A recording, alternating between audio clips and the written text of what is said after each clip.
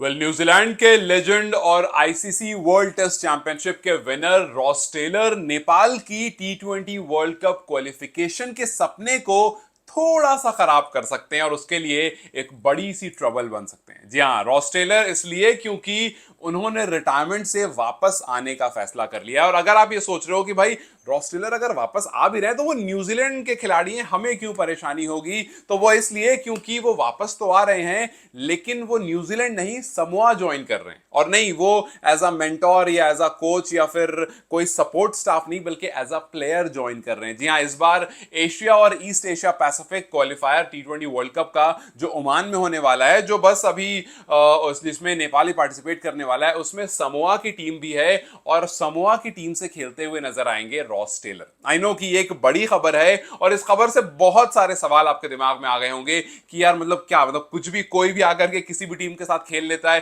पहले ही इतनी परेशानी है कि भाई यूएई से इंडिया, पाकिस्तान और दुनिया भर के प्लेयर मिल करके खेलने लगते हैं। अब ये एक खिलाड़ी जो रिटायरमेंट ले चुका है, जिसके पास 17-18 हजार रन है, जो एक लेजेंड रहा है न्यूजीलैंड का, वो आकर के समोआ जैसी टीम को क्यों ज्वाइन कर रहा है। चलिए आपके सवालों के जवाब देते हैं कि करके, और फिर इसमें और जो थोड़ी बारीकियां उसको बताएंगे और कैसे ये नेपाल की क्वालिफिकेशन में थोड़ा सा हिंड्रेंस क्रिएट कर सकता है, उसके बारे में बात करेंगे। सबसे पहले आपको यह बता दूं कि नहीं, ऐसे कोई भी आकर के किसी भी टीम को ज्वाइन नहीं कर सकता। ऐसा नहीं है कि कल को विराट कोहली, जिन्होंने इंडिया से रिटायरमेंट लिया है टी20 से, वो जाकर के यूएई को रिप्रेजेंट कर देंगे, ऐसा नहीं है। ये सिर्फ इस वजह से हो रहा है क्योंकि रॉस टेलर जो है उनके पास समोआ का भी पासपोर्ट है, बिकॉज उनका जो मदर हेरिटेज है वो समोअन है, तो समोआ के हैं कहीं ना कहीं वो। So which makes him national guy, which makes Samoa his second nationality. So उनकी सेकंड नेशनल टीम बन जाती है समोआ, और इसी वजह से उन्होंने फैसला लिया कि अब वो समोआ को रिप्रेजेंट करेंगे और एज अ प्लेयर रिप्रेजेंट करेंगे। उन्होंने न्यूजीलैंड को 2022 में टाटा बाय बाय कह दिया था।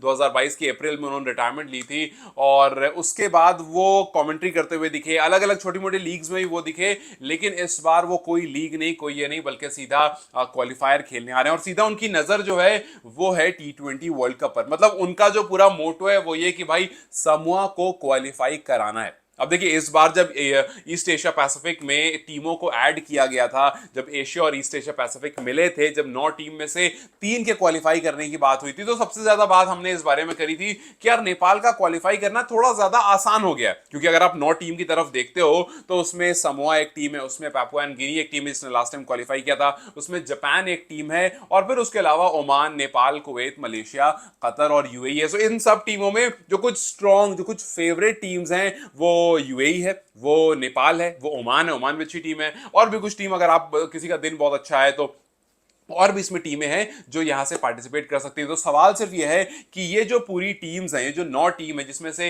3 का क्वालिफिकेशन होना है, क्या इस 9 में से समोआ एक टीम बन जाएगी। अब देखिए, समोआ को आपको समझने के लिए यह बात समझना जरूरी है कि रॉस टेलर, जिनके पास अच्छा खासा एक्सपीरियंस है, जिन्होंने आईपीएल भी खेला है, जिन्होंने आरसीबी जैसी टीम, जिन्होंने दिल्ली कैपिटल जैसी टीम, जिन्होंने राजस्थान जैसी टीम, बहुत सारी वेरियस टीम्स के लिए खेला है, तो यस टी20 का अच्छा खासा एक्सपीरियंस है, प्लस टी20 में रिप्रेजेंट भी करा है आपको न्यूजीलैंड को। लेकिन जो सेफ थोड़ी सी बात है, वो 2 बात है जो आपको थोड़ा सा रिलैक्स फील कराएगी। सबसे पहली बात ये कि इज 41 ईयर ओल्ड। ऑब्वियसली आपके जो प्लेयर्स हैं वो 25, 26, ज्यादा यंग है, ज्यादा एनर्जेटिक है, एक 41 ईयर ओल्ड है। यस, एक्सपीरियंस ज्यादा है, लेकिन आप थोड़ा सा याद कीजिए कि मार्टिन गप्टिल भी अभी आए थे नेपाल प्रीमियर लीग खेलने, लेकिन वो कुछ खास नहीं करके गए थे, तो वो भी अच्छा खासा एक्सपीरियंस रखते हैं, वो भी इसी टीम से आते हैं, वो भी टी20 में तबाही मचाकर आ चुके हैं। तो ये है कि जरूरी नहीं है कि एक खिलाड़ी, क्योंकि वो अपनी पीक से निकल चुका है, हाँ अपनी पीक में होता या एबी डिविलियर्स टाइप प्लेयर होता तो मैं कहता कि भाई वो अभी रिसेंट निकले और अभी भी उनके अंदर काफी जोश जुनून है। बट क्योंकि रॉस टेलर एक टेस्ट वाले प्लेयर हैं, ओडीआई के बीस्ट प्लेयर हैं, और वो टी20 में वैसे भी कुछ बहुत जबरदस्त नहीं करके गए। यस, ये है कि टी20 उन्होंने जो लीग्स खेली है उसमें उन्होंने अपना दमखम दिखाया है। सो नेपाल को हल्के में नहीं लेना पड़ेगा, बट हाँ नेपाल को ये सोचकर चलना पड़ेगा कि भाई समोआ को एक मेंटोर मिला है और वो एज अ प्लेयर मिला है, मतलब वो पिच पर उनके साथ रहेगा। तो देखो होता कैसे होता, यह है कि जब एक बड़ा प्लेयर होता है ना, तो वो इस जैसे क्वालिफायर का जो प्रेशर होता है, इससे बहुत बड़े बड़े प्रेशर झेल चुका है, वो वर्ल्ड कप जैसा प्रेशर झेल चुका है, वो वर्ल्ड टेस्ट चैंपियनशिप जैसा प्रेशर झेल करके उसको जीत चुका है। सो जब आप किसी ऐसे प्रेशर में आपकी टीम आती है तो पैनिक करने लगती है, बिकॉज जाहिर सी बात है उस टाइम उस पॉइंट पर आप नहीं पहुंचे, उतना एक्सपीरियंस नहीं है। लेकिन जब रॉस टेलर जैसा प्लेयर आपके साथ मैदान में खड़ा होता है तो वो आपको एक अलग टाइप का कॉन्फिडेंस देता है, और यही वो कॉन्फिडेंस है जो समोआ चाहेगी कि भाई रॉस टेलर के आने से आए, और वो जो लास्ट में जो क्लोज क्वार्टर्स में आकर के मैच फंसते हैं या फिर काफी बार प्लेयर पैनिक होते हैं, जैसे गुलशन झा पैनिक हो गए थे वहां पर जहां पर रनआउट हुआ था उनका, फिर और कुछ रीसेंट एग्जांपल्स आप ले लोगे, आपको याद आएगा कैसे प्लेयर्स लास्ट बॉल में आकर के, लास्ट ओवर में आकर के इजी रन चेस को मुश्किल बना करके पैनिक होकर ही काफी बार मैचेस हार जाते हैं। सो वो बस इसलिए होता है क्योंकि प्रेशर को एब्जॉर्ब करने की का उनको एक्सपीरियंस नहीं होता है। सो अगर रॉस टेलर जैसा खिलाड़ी टीम में जुड़ता है तो वो जो प्रेशर होता है ना, वो आपके अंदर से खत्म हो जाता है, और वो प्रेशर जो है वो कॉन्फिडेंस बन जाता है कहीं ना कहीं। सो ये वो एक चीज है जहां पर समोआ की टीम जो है वो काफी ज्यादा एक्साइटेड होगी कि भैया इस बार Asia east Asia Pacific 2026 world cup qualifier में, जो कि ओमान में खेला जाने वाला अक्टूबर 8 से, उसमें काफी ज्यादा वो पॉजिटिव होकर जाएंगे। तो रॉस टेलर का अब जो यहां से एंट्री होगी, अब देखना यह है कि अपनी टीम को ये इंडिया और श्रीलंका लेकर आ पाते हैं या नहीं आ पाते हैं, क्योंकि Ross Taylor was very happy. Ross Taylor की जो स्टेटमेंट आई वो थी कि this is more than just a return to the game I love, and it's a huge honour to represent my heritage, my culture, village and family. उन्होंने इसको पूरी तरह से अपना लिया। उन्होंने कहा कि I am excited for the opportunity to give back to the game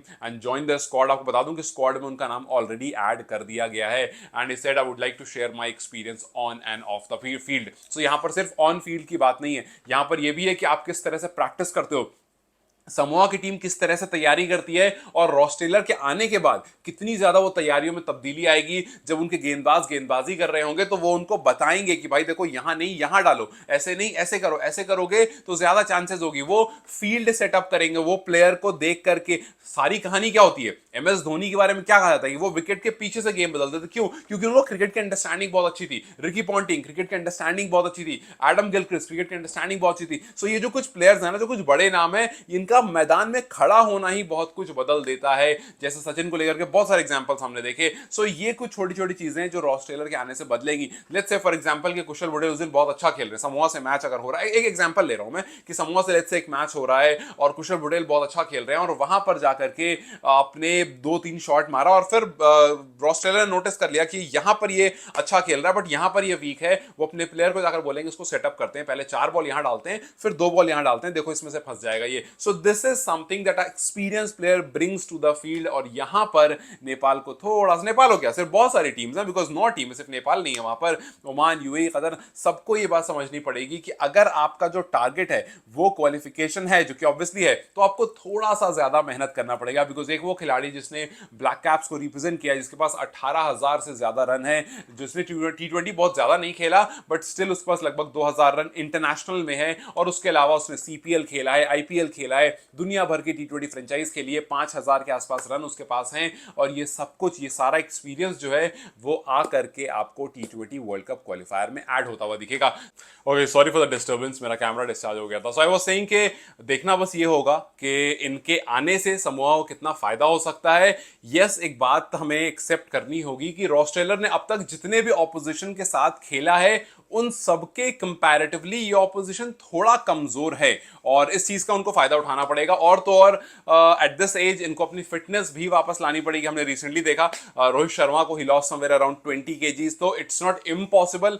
हालांकि इनके पास 1 महीने का टाइम है, और ऐसा भी नहीं कि फैसला इनको इन्होंने सालों पहले लिया है, अभी अभी फैसला लिया है। तो यस, थोड़ा मुश्किल इनके लिए भी है कि भाई इतने टाइम से नहीं खेला और इतने टाइम बाद अचानक से वापस आना एक कॉम्पिटिटिव क्रिकेट में, और वो भी उस क्रिकेट में जहां पर सारी यंगस्टर्स हैं। अगर आप देखोगे मोस्टली ऑपोजिशन में जो कंपटीशन है उसमें बहुत सारे यंगस्टर्स हैं, तो यस, सामने फिटनेस के मामले में रॉस जो है वो काफी पीछे होंगे, लेकिन एक्सपीरियंस के मामले में रॉस जो है वो काफी आगे होंगे। सो कुछ चीजें प्लस में है, कुछ चीजें माइनस में है। बस देखना अब यह है कि क्या एक खिलाड़ी एक पूरी टीम के लिए अच्छा बन सकता है, बिकॉज वी ऑल नो कि it's just about that one day. अगर समोआ का एक कोई ऐसा मैच होगा जहां से उसका इन और आउट डिसाइड होगा कि भाई आज जीती तो आगे जाएगी, नहीं जीती तो नहीं जाएगी, आज जीती तो सेमीज में पहुंच पाएगी, नहीं तो नहीं पहुंच पाएगी। अगर कोई ऐसी सिचुएशन होती है और उस दिन रॉस खड़े होकर के 70-80 रन मार दें 40-45 बॉल में, तो जाहिर सी बात है वो एक दिन काफी चीजों को चेंज कर देता है। और अगर आप सेमीज में चले गए, मतलब टॉप 4 में चले गए, वहां से सिर्फ एक टॉप 3 तक जाने का खेल होगा। सो मतलब अभी है, बहुत